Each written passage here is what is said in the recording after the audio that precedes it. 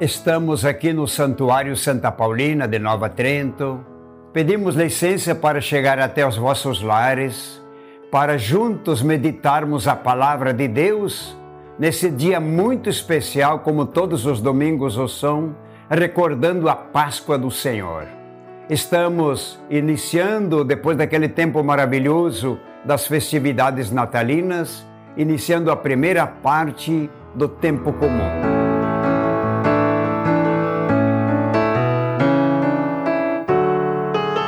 O nosso evangelho de hoje, em toda a igreja, é tirado do evangelista João, o capítulo 1, os versos 35 a 41. Gostaríamos que vocês abrissem a Escritura Sagrada para juntos lermos, meditarmos e vivermos a Palavra de Deus. O Senhor esteja convosco. Ele está no meio de nós. Proclamação do Evangelho de Jesus Cristo, segundo João. Glória a vós, Senhor. No dia seguinte, João estava lá de novo com 2 dos seus discípulos. Ao ver Jesus que ia passando, disse: Eis o Cordeiro de Deus.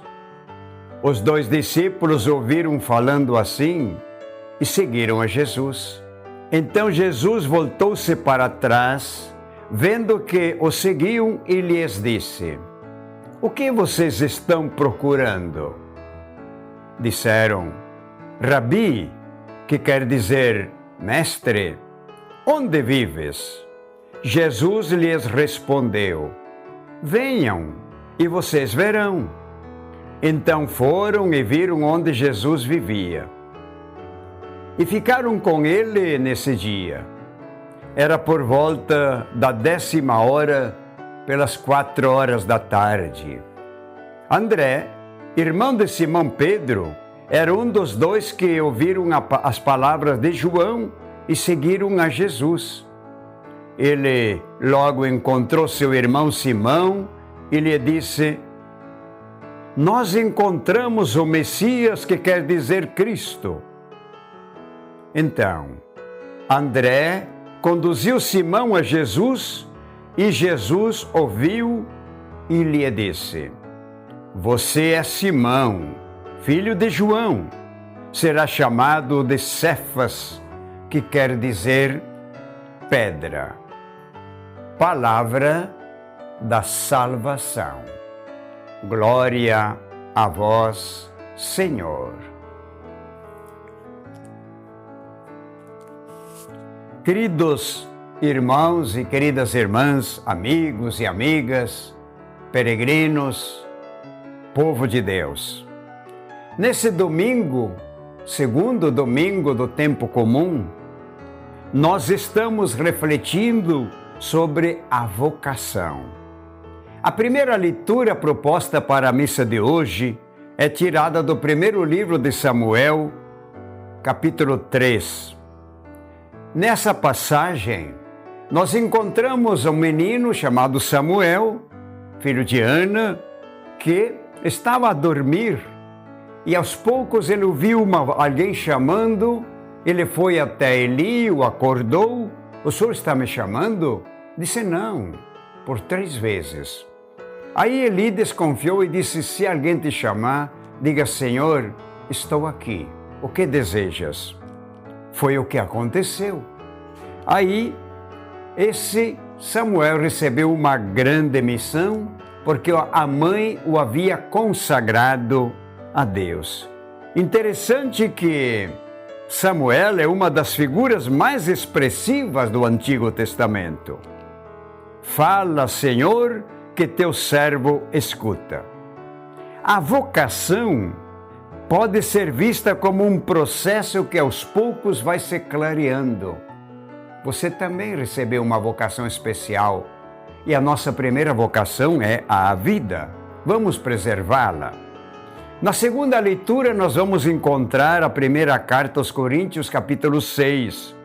Nessa carta, Paulo nos alerta sobre o valor da pessoa humana e nos diz que nós fomos e somos criados à imagem e semelhança de Deus, portanto, somos templo, somos morada viva do Espírito Santo.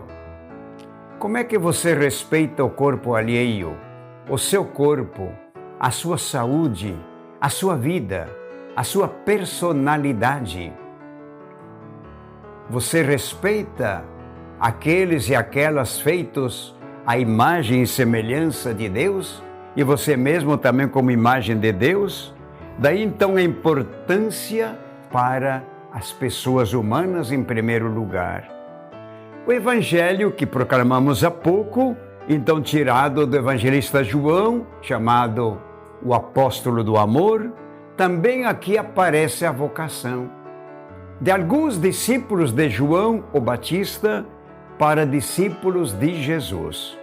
É muito interessante aqui, João, quando viu Jesus, seu primo, apontou e disse: eis o Cordeiro de Deus, aquele que tira os pecados do mundo. Todos recordam que antigamente pegavam um bode chamado bode expiatorium, ou seja, coitado daquele bode. Em cima daquele bode julgava os pecados da humanidade inteira e depois ele era massacrado. Jesus, como Cordeiro, assumiu os pecados da humanidade inteira. Ele tornou-se pecado para nos redimir do pecado. E a partir da morte de Jesus na cruz, cessaram os sacrifícios de animais e sacrifícios humanos. Ele é o sacrifício da redenção da humanidade. Interessante que quando João Batista apresentou Jesus, André principalmente, ficou muito assim impressionado por aquele Cordeiro que tira o pecado do mundo. E já fez uma pergunta: onde moras? Jesus não disse, moro em tal lugar, disse, vinde e vede. Era pela meia-tarde, e daquela tarde à noite adentro, ficaram junto com ele. Eu imagino que conversa bonita não deve ter tido entre eles, não é verdade? E ficaram tão impressionados que André também chamou o irmão dele, o Simão. Vimos o Mestre. Eu vi. Aquele das promessas do tempo todo estava na minha frente. Onde ele está? Venha comigo. E aí também apresentou seu irmão Simão a Jesus. E Jesus disse, tu és Simão. De hoje em diante será chamado de Cefas, pedra, Pedro. Mais tarde, Mateus vai dizer que Jesus disse que sobre essa pedra, sobre a tua pessoa, eu vou construir a minha igreja. Portanto, amigos e amigas, aqui nós percebemos o dom da vocação. E aqui eu retomo algumas perguntas para mim, para você, para todos nós. Qual é a vocação que você abraçou? A primeira vocação é a vida. Vamos respeitá-la. Depois, no dia do batismo, como celebramos há poucos dias o batismo de Jesus, e ali vai começar, e começou já a vida pública dele, nós recebemos a vocação à santidade. Como é que eu vou me tornar santo? Primeiro, vivendo o meu compromisso cristão, como solteiro ou casado, leigo ou consagrado, leigo ou ordenado, sacerdote, presbítero. Então, aproveitando a minha vocação, eu vou me realizar para chegar à santidade, para que aconteça um dia onde todos nos encontraremos na casa do Pai. Portanto, somos imagem, somos semelhança de Deus, somos vocacionados à vida e à santidade.